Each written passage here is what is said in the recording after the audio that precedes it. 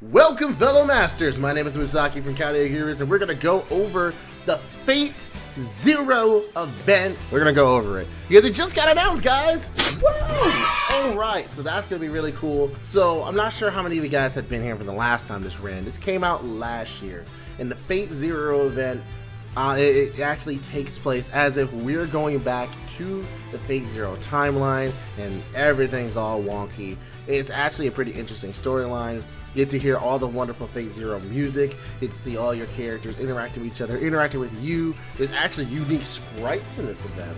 The major thing I wanted to go over is that it starts, not only does it start on August 31st, yes, August 31st, it actually comes down with a new server that's coming out, Dear Mood Saber. Not gonna lie, I don't personally like Dear Mood Saber, but he is a quick single target saber in the world of Scotty memes, so if you need a quick saber that isn't Okita, because Okita is by far the best quick saber in existence, then Dear Mood Saber is okay. He's fine. He's basic. Is he better than his 3-star version? Yup. I'm still not getting him. He even gets an interlude. He has an interlude when you get him. So he has a trial quest. He's going to be on the rate up for the banner, and he's going to have his own interlude. He gets a lot. So all of that there, you might see on here, oh man, Iskander's getting an attack and MP animation update. We kind of already got that, so that's there.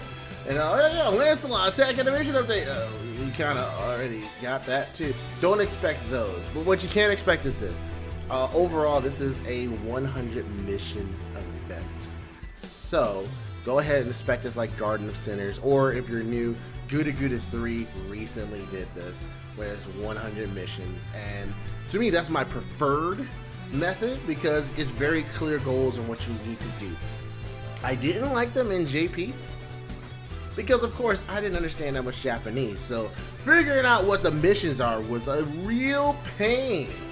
But thanks to modern day technology and the fact that we're 2 years in the future when it comes to this stuff, we already have the full mission list already here. Now in the guide that we were going to be making, I am going to be working on trying to put this into a more Excel sheet file. If that doesn't happen, I am going to link here so you guys will have that information so you know what's coming. Because this way you can be able to plan out a little bit what you need to do. But yes, not only we get all this wonderful stuff that you get in the missions, the main thing that is with this is your last chance, as I mentioned before, to get Irisfield. Irisfield Dressed Up Heaven is, wow, Dressed Up Heaven?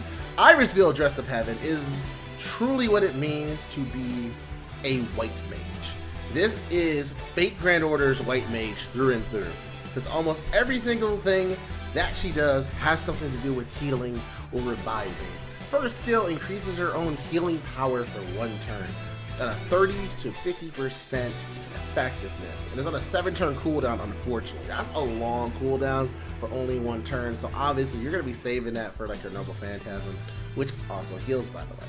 Second skill, grants yourself invincibility and also increases own MP generation rate for 3 turns. That's 20 to 30%. That's not bad, so this is going to be your form of protection to make sure that she stays alive. And then she just heals someone for 3000 HP. Like I said, she is the epitome of, I'm a white mage, I heal, I heal. If you have the effectiveness here, this does increase that by 50%. So that'll be an additional 1,500 here if you max it out. So 4,500 overall. On top of that, increase art performance, increase her own damage.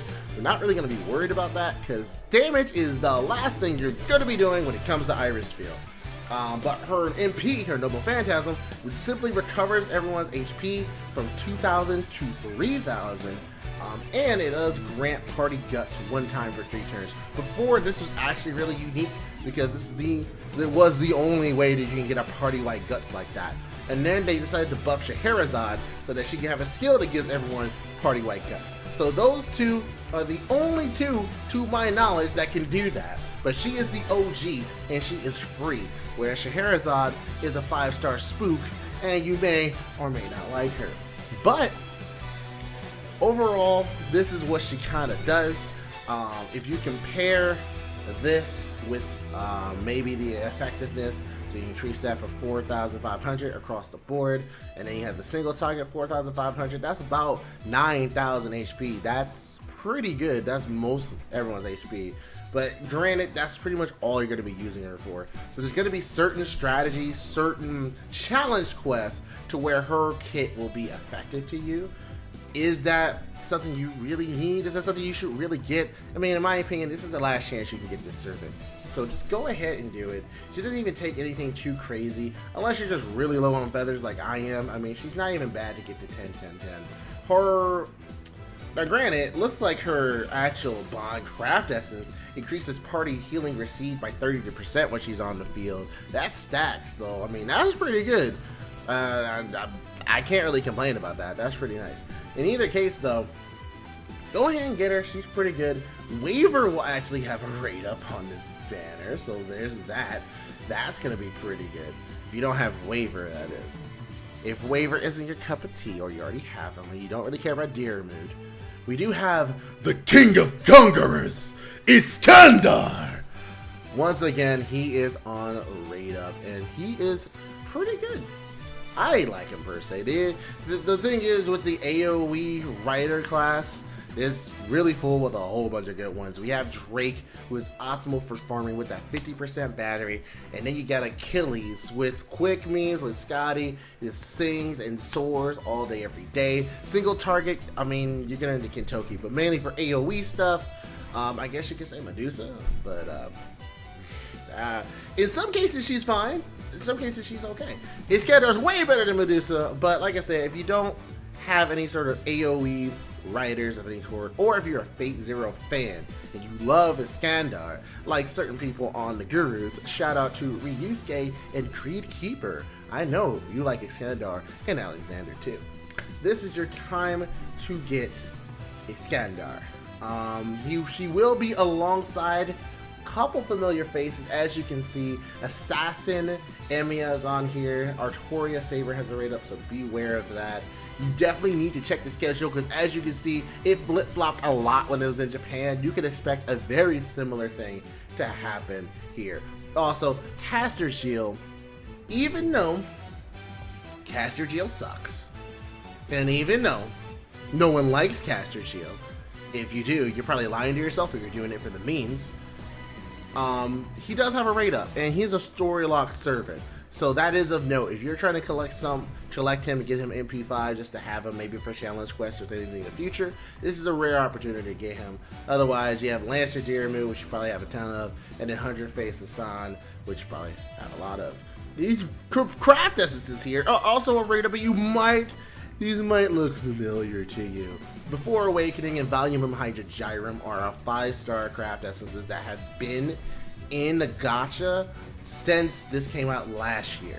They are permanently a part of it. So if you have these right now, or you pull these between now and the event start, keep them. Like even the self-chaos scroll, keep them, because it actually will help you for the drops. Now after this, after the event is over, this will not be ring ran anymore. So which one of these would you say is actually pretty worth it? I mean, honestly, you can't go wrong with Before Awakening. That's pretty defensive oriented, but honestly, Volume of Hydra Gyrum is the true, really good craft essence that's just good in any scenario. Having invincibility for 3 attacks is absurd. So, I mean, that's just good in any scenario. You can use that in multiple cases. Put that on a Berserker that doesn't have survivability. Boom, there you go. For 3 hits, it can tank through a lot of things unless it has Invo Pierce. So aside from that, gacha's looking iffy. Items now in the shop, I mean, it's the basic stuff. It's the bare necessities. You got your reverse dragon scales, octuple crystals, night metals if you need those, pages, stingers, and spirit roots. Oh my goodness, let me go on the right thing. Beast Catalyst, Warhorse Horn, Warhorse Horn, the gears that we got here, and that's about it for materials. It's nothing really too crazy. It does have gold foes and silver foes and experience. It does have monuments and statues. It does have his rightful place, which is an event CE that is actually pretty good for crit stars. And if you played the event last year, this event CE is going to help you a lot. This time, get through everything that you need to do. But honestly, if you can avoid pulling on this gacha, it'd be wise. And also, if you can do what you need to do to farm this event bare minimum to get everything off the missions list would be preferred. We have Guildfest coming up soon. That is going to be a very intensive grinding experience, and we will talk about that very shortly. But for now, at least for this YouTube video, it is over. Fate Zero Excel Order is coming. Enjoy the story for those of you who haven't seen it before. For those of you who have, let's just grind through this, get to the real deal, Holyfield. Anyhow, Twitch, say hi. Hope everything sounds good. My name is Musaki from the Chaldea Gurus, and we're logging out. See ya.